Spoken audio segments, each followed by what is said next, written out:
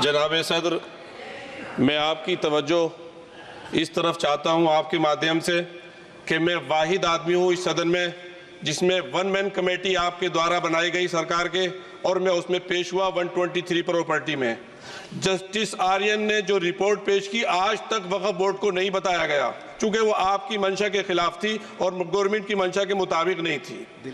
123 property में जब मंशा के खिलाफ हमारे नहीं आई, मंशा के मुताबिक नहीं आई, तो हमने 2 मैन कमेटी बनाई और 2 मैन कमेटी ने भी कोई रिपोर्ट वक्फ बोर्ड को नहीं दी, जबकि वक्फ एक्ट जो है 1995 जो है वो पार्लियामेंट से पास शुदा है कि हम पार्लियामेंट के जो एहतराम है उसका नहीं कर रहे, उसके हुकूक का।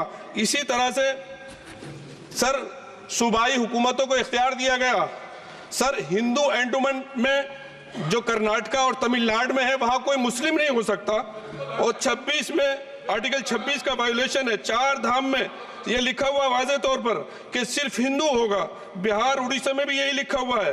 पंजाब हरियाणा में गुरुद्वारा प्रबंधक कमेटी में सिर्फ सिख होगा ओनली, और ये उनका अधिकार है जिसको माना गया है। लेकिन मुस्लिम के साथ में यह अन्याय क्यों है?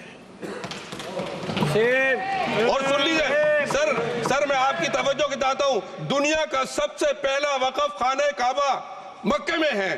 क्या हम उसके ऊपर भी सवाल उठाएंगे कि वहां पर भी हमारा कोई हिंदू भाई हो?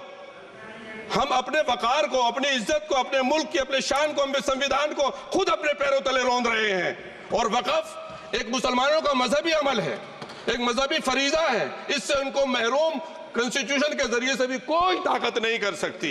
सर ये हम बहुत बड़ी गलती करने जा रहे हैं, जिसका खुमियाजा हमें अभी नहीं सदियों तक हम भुगतते रहेंगे, क्योंकि हम खुद अपने कॉन्स्टिट्यूशन को, संविधान को, उसकी पामाली कर रहे हैं। अगर हमें इस सिलसिले में मैंने सर पूरा मैंने उसको मध्यम से पढ़ा है, और मैंने पूरी 40 तरामीम जो उसमें गलत है उसको लिखकर जो है वो मैं लेकर आया हूँ। सर इसके जरिए से सरकारी अमले को बाज़ाब्ता तौर पर यह हक आखिर तो कलेक्टर को दिया जा रहा है, सर्वे कमिश्नर के इख्तियारात खत्म किए जा रहे हैं। आखिर सर्वे कमिश्नर भी तो गवर्नमेंट ऑफ इंडिया का होता है। सर ऐसे कैसे कर सकते हैं हम? और फिर सर उसमें मेरे मजहब के मुतालिक चीजें हैं तो वो कैसे कोई दूसरा तय करेगा? क्या कुरान में क्या लिखा है, फिक़ा में क्या लिखा है, इस्लाम में क्या लिखा है, ये आप तय करेंगे या मैं तय करूंगा? सर इससे हम मजहब में दखल अंदाजी कर रहे हैं, इंटरफेरेंस ऑफ द रिलीजन कर रहे हैं। सर इस तरह के कवानीन से मुल्क की शाख को नुकसान पहुंचेगा।